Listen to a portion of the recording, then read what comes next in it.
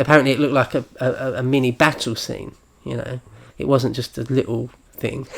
So in the confusion, their plan doesn't really work. Like, the guy that was supposed to get the money is like disorientated and stuff. And so anyway, Carmo, who sees that it's not going right, just takes it upon himself to the scene of this carnage and just grab as much cash as he can and put it in his wagon, and just really brazenly just drive straight out of the square, straight past the barracks of the Cossacks that are about to, or any moment, are going to come streaming out. And it's just ultra brazen, you know.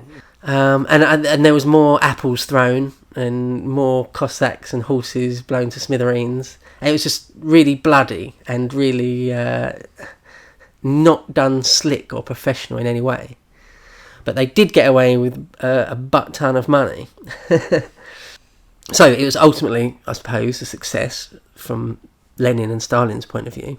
Stalin still just does leave, though, Tiflis. It's too hot for him to stay. He takes his wife and newborn kid, and they go up to Baku, I think, again. But you know what happens whenever there's a big heist, and the bank robbers get away with loads and loads of money? What nearly always happens is that the bank robbers themselves end up cannibalising themselves over who's going to get it. Well, you know, in Goodfellas, when they do the Lufthansa heist, someone ends up whacking out everyone else so he can have the money, or 2 or 3 of the guys whack everyone else. And so anyway, that's what happened with this. It got messy quickly. They sent a load of it to Lenin, and they have to do it through some intermediaries, and some of these intermediaries stole some, and Lenin gave some money to some other guys, and they did stuff with it that wasn't cool, and it just got really messy quickly. And they just started, other people within the outfit and stuff started fighting over it. And when you get a windfall of vast sums of money being dealt with by people that are poor, there's going to be just such a massive window of opportunity to take advantage of it. Carmo actually takes a load of a big chunk of the cash to Lenin in Finland personally. Okay, so now we've got Lenin with this Carmo guy who's a real nutter. If you think Stalin's a nutter, Stalin's only a nutter in the sense of being a mafia boss. This Carmo's a nutter in the sense of being an actual hitman. And Lenin is used to dealing with guys like that. He even likes, in a way, to be dealing with sort of desperados. He's not got a problem with it. But even Lenin apparently said, and Lenin's wife said in later years, that they were a little bit worried about him. They could see in his eyes he was apparently they said he was really, really, really calm. So calm that it was a bit like mental. Like the type of calm that you could sort of see could just switch in an instant and he'd just do something insanely violent. He's that sort of guy. But he spent the whole summer with Lenin. But over the course of that summer, the fallout from this robbery becomes apparent that it's big. As I say, it's like certainly a national story within the Russian Empire, and even an international story of such a flagrant and large robbery. So at first, Carmo comes to him with all this cash and he's his best friend. It's great. But very soon it's like, okay, I've got a distance. We've got to put distance between ourselves and this whole thing. Yeah, so Lenin has to flee. Like, in Finland is too close even. Lenin himself flees to Geneva. And Carmo, I think, he ends up going to Germany, where he's caught. He's actually caught in Germany. And, that's it for him. He uses a plea of insanity. Well, they catch him with like dozens of sticks of dynamite and loads of like mercury charges and like guns and ammo. He's just caught totally red-handed, and with some of the money. There was like some marked notes. Even back then, they used to do that. So he was caught 100% red-handed, and his defence, he tried to claim insanity. And he was a bit insane. So it seems he played it too well, or it was just too real, because he was just put I mentioned it earlier, didn't I? But he was put in an actual asylum for the criminally insane, and he was never let out. And one of the doctors I remember reading said something like, and I haven't got the details of what he really did to act insane, but one of the doctors said only someone in the grips of deep, real insanity could even begin to act this way. So whatever it was convincing. Well, in fact, it was genuine. So it seems for the best. But no doubt Stalin would have just had him killed at some point. If he became too dangerous or too much of a liability, Stalin would have probably had him killed. But yeah, he ended his days in an insane asylum. Oh, and out of all this money from this big heist, this big 1907 heist, the Mensheviks don't get a single penny. And that again tells you quite how serious the political split is between Bolsheviks and Mensheviks. Well, I mean, I'm not going to talk about this in detail because it's later, but during the Russian Civil War, after World War One, the Mensheviks and the Bolsheviks fight, an actual civil war between each other. And they're not the only two factions, but it does come to full-out warfare between them in the end. About this time, Lenin splits the party again. One of the characteristic things about Lenin's politics, at least in this period, is that he wasn't afraid of splitting the party. If there was an issue that would threaten to do that, he wouldn't shy away from it or anything. He would just always just go full steam ahead. And if that split the party, then so be it. Which is, really headstrong. It's not really... Well, it's not pragmatic, is it? Lenin wasn't pragmatic at all. And people like Stalin thought it was nitpicky, and there's no need to do it, and it was like a bit of an ego thing. So by 1908, there's another meeting called. There's basically a string of meetings over these 3 years in Geneva, where Lenin is. At the 1908 meeting in Geneva, the Mensheviks openly denounce Stalin as a brigand. Basically, they openly ban party members from any sort of brigandry, and they know as well, they've already done an internal party investigation. They know he did it. They don't, as I mentioned, they didn't manage to find out that Lenin green-lighted it, so it's kind of weird. They're going to Lenin saying, look what your protege Stalin's been up to, and he's like going, oh, it's not that bad, and we've got to do what we've got to do, these are dangerous times, and so it's a funny situation. They try and get Stalin expelled from the party completely, but are unable to. But shortly after this, he is expelled from the local party in Georgia, which is like a real stain on your record as a revolutionary. Years later when they actually get into power, if there was anyone that had a stain like that on their record, that they're actually thrown out of the party. So this becomes a thing that in many years to come, Stalin tries to sort of cover up, or he doesn't want anyone to ever talk about or mention it in their memoirs and stuff like this, but it did happen. But Lenin would sort of brush it off whenever he was asked in the couple of years after this, wasn't Stalin thrown out of the party locally, if not at least internationally? And he was like, oh, well, these things don't really matter. He's a type of dude we need. Yeah, he just basically ignores his local expulsion. But Stalin's back up in Baku at this point, because, as I say, it's too hot for him in Tiflis after the big heist.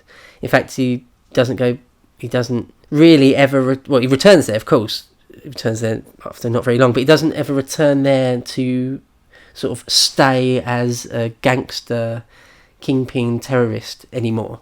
He's sort of graduated beyond that a bit.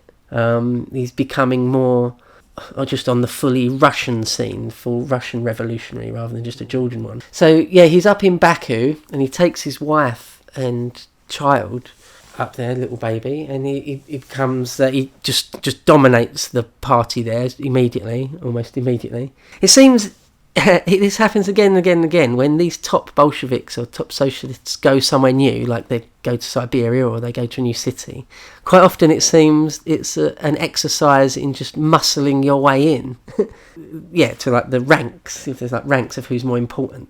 You turn up somewhere and you're like, if you're in the central committee, then you're immediately like one of the top dogs. But like take Stalin for example, he might be really close to, or fairly close to Lenin, and have been one of the main boys, but he's just been expelled from the party, yet he can turn up in Baku and just immediately be the boss there, because he just is who he is. It's like might is right, you know. If you're not going to physically stop him, then what are you going to do? And he becomes just like the editor for a couple of different revolutionary newspapers. Like I say, he's always writing, but his wife isn't really enjoying it. She's got like no friends particularly, and he's just sort of left at home because he's like away a lot all the time, and she's just not happy, and she seems to be getting thinner and thinner, and just her health is failing. But Stalin doesn't really do anything about it until she does start to get really quite frail, and he realises, and she begs him, no, take me back to Tiflis, her home. Take me back there, I'll stay with my family where they can actually nurse me and look after me a bit. And he realises that, oh, okay, I better do that because she's really ill. So, but he takes her back. It's like summertime and it's really hot, really, really hot. And the journey itself, well, of course, it would have been in a horse-drawn carriage, you know. And the journey itself is difficult. And it seems that she probably drunk some dirty water somewhere along the way, at like a way station or something, and she got typhus and died. She did get back to Tiflis. He just left her there and went straight back to Baku. But the typhus, within a couple of weeks, it was clear she was going to die. So Stalin comes back again, just in time, and apparently she dies in his arms. And all people just died of stuff like that I mentioned before, that you could be totally physically strong adult, but you get something like fucking typhus, and if you can't fight it off, you can't fight it off. And she was already really frail, so yeah, so she was only, I don't know, like 22 I think when she died, so she was still young, and Stalin was only in his like late 20s I think, yeah, but so they're still young. And apparently Stalin was destroyed a bit by it emotionally, and everyone was surprised. They were like, what the rock hard revolutionary man of steel type killer who never showed his wife that much affection. Apparently he was nice, there's no accounts of him beating her up or anything really mean, but he wasn't like a doting husband. But when she died, he was just cut in half, apparently. Like, at her funeral, he jumped in the grave and was, like, inconsolably weeping and stuff. Yeah, while he was standing over the grave, there's a quote that is in quite a lot of different documentaries. They'll always throw this quote in because it says a fair bit, I think, about Stalin's character. Apparently Stalin was heard to have said, talking of the corpse of his wife, quote, "This creature softened my heart of stone. She died, and with her died my last warm feelings for humanity." And then he put his hand on his heart and said, quote, "It's all so desolate here," in his heart. So indescribably desolate. So loads of people, historians and stuff, have said if any vestiges of compassion and softness that might have been in him, a lot of them were stamped out there and then. Because, I started this thing by talking about what happened, what created the man that said, yes, collectivisation can keep going on even though millions of people are starving to death, or another 6,000 innocent names, don't care who. It's things like this, I think. Like he'd finally sort of fallen in love with someone, or allowed himself to open up to someone, and she died on him. And that never happened again to anything in his life. No kids, or his other wives, or whenever anything else that happened, there was no crying fits, or no like my heart is broken, nothing like that. It seems like this was a seminal thing in his life. And actually at the funeral, Stalin realised that there was some secret police, some Okhrana there, like looking in, maybe about to close in on him. So he dashed out. He ran away, leaping over a fence from the funeral itself. and wasn't seen or heard from for anyone again for like 2 months. He just delved into a pit of despair, sort of thing. So after Stalin's first wife dies, he just and after he goes missing for a couple of months, he then just plunges himself even more, if that's possible, into the world of revolutionary conspiratia. He's married to that now. And there's a little story here that I can't find too much on, but it seems to have happened that I've mentioned before that Stalin was something of an anti-Semite, or he just distrusted Jewish intellectuals. And I suppose a knee-jerk reaction of that is that he had an affinity with Muslim gangs. In Baku, for example, you had all sorts of people, as I mentioned before, like everything from Tatars to Persians. And he was pretty much in with quite a lot of the Muslim gangs, and would like even tell them, give them orders and stuff, like only let Bolsheviks down this street and don't let any Mensheviks do this, and I'll help you out there, and so on. And apparently he got hidden in mosques sometimes, and even went down to Iran and helped doing gun running or something into Iran. One historian said, because there was a famous World War II conference with, Roosevelt and Churchill in Tehran during World War II, and the historian says that it's not the first time Stalin had been to Iran.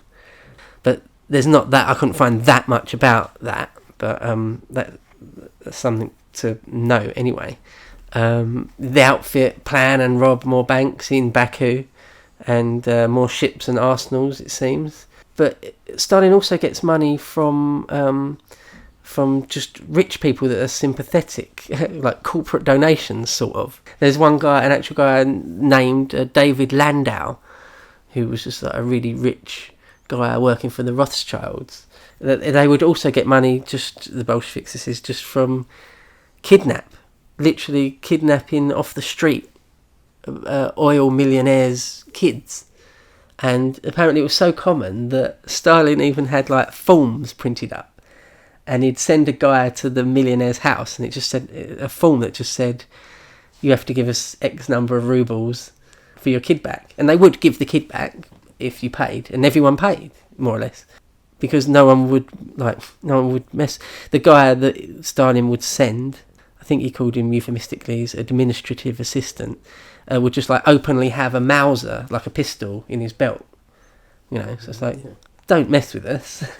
In fact, a lot of the outfit was known as Mauserists, because quite a lot of them all had Mausers. Even Stalin had a Mauser. And yeah, sometimes they were known as Mauserists. At one point in this period, again, Stalin gets beaten up by a bunch of Chechens. He could easily have been beaten to death. Apparently Baku was, people just got, it was almost like an orgy of violence, a never-ending orgy of violence. So this whole period, at any day, at any moment, he could have died, could have been killed. But he survives it all. Part of the reason because he survives it all is apparently because he's, again, a master of disguise.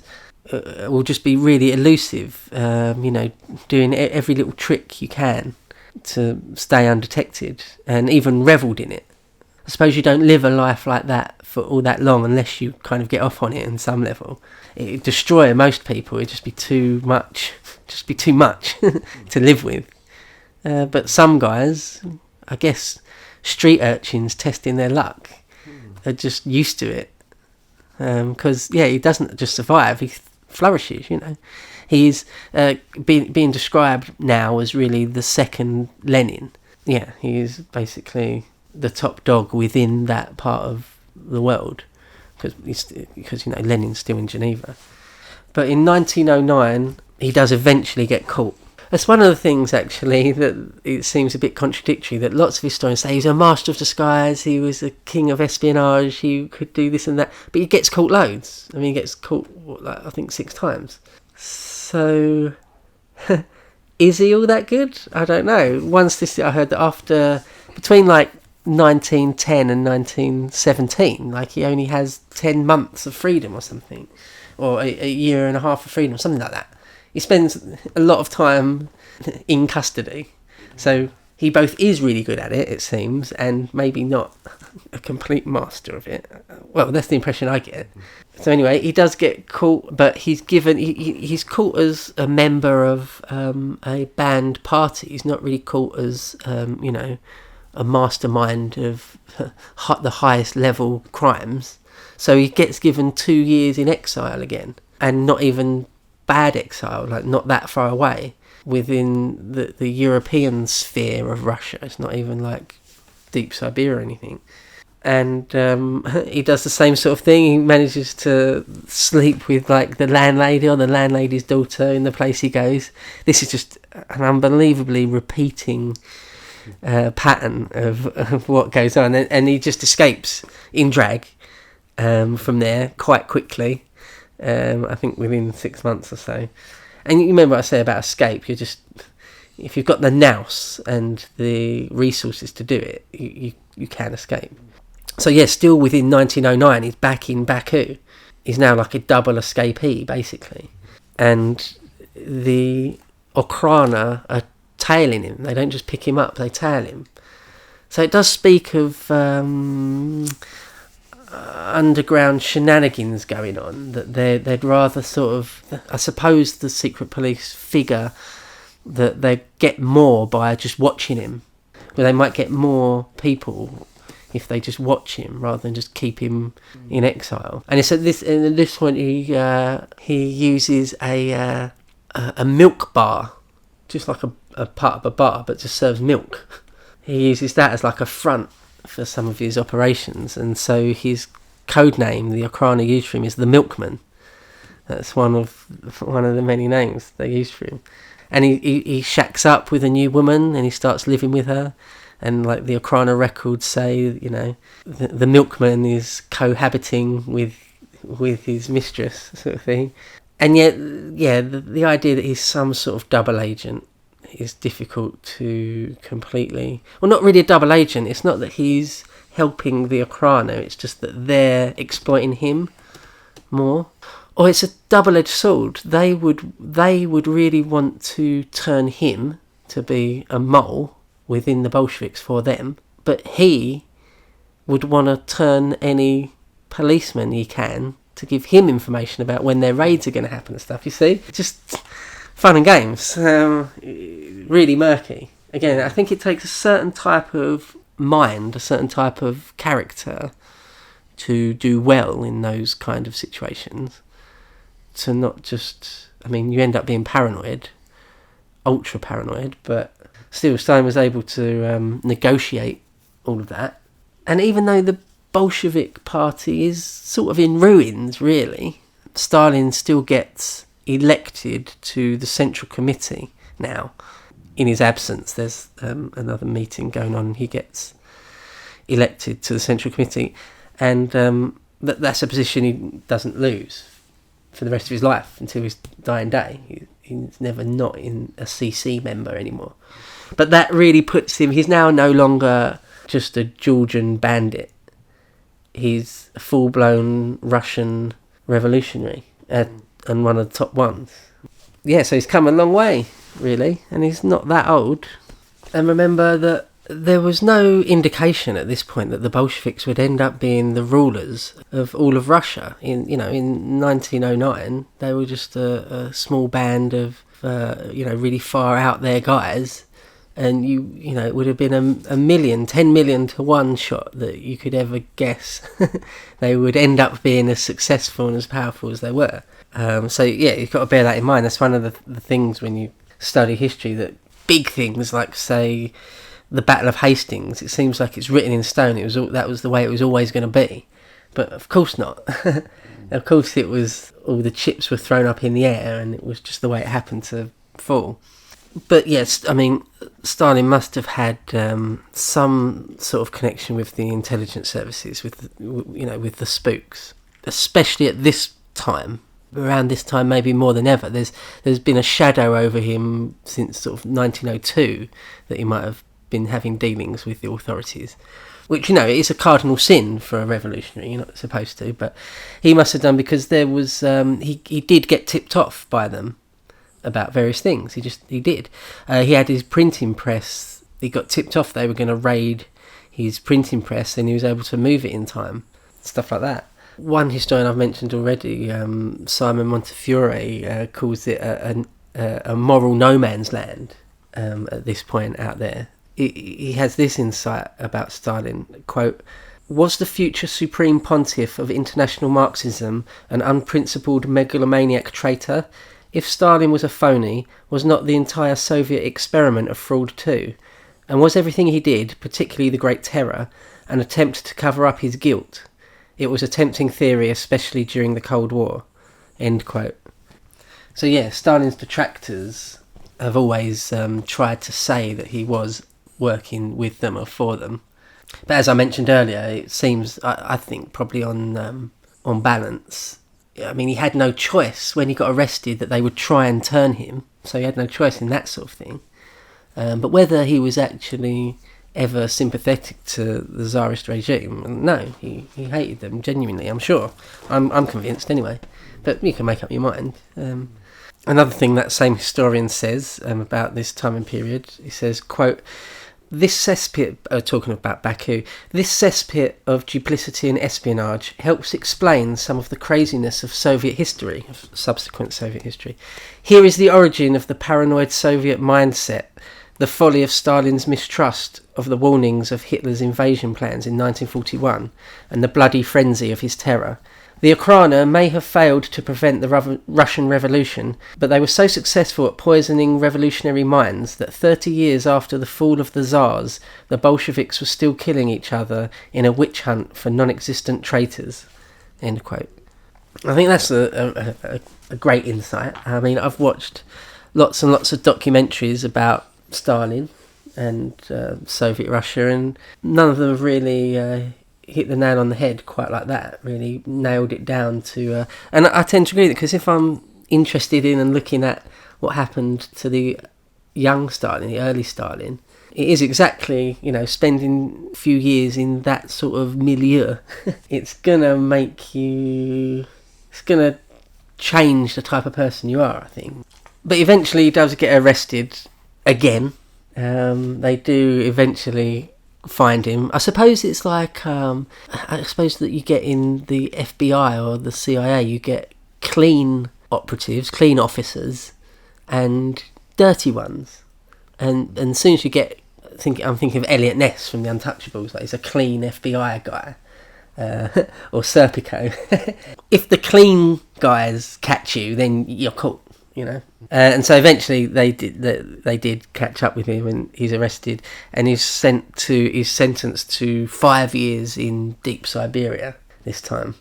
But again, it somehow gets commuted to 2 years somehow, and again, historians are a tiny bit at a loss as to explain exactly why, well, other than that he just simply was an asset for the authorities, and that they would rather he was at liberty, if anything. They would rather he was out there doing his thing. He's no good to anyone stuck in Siberia.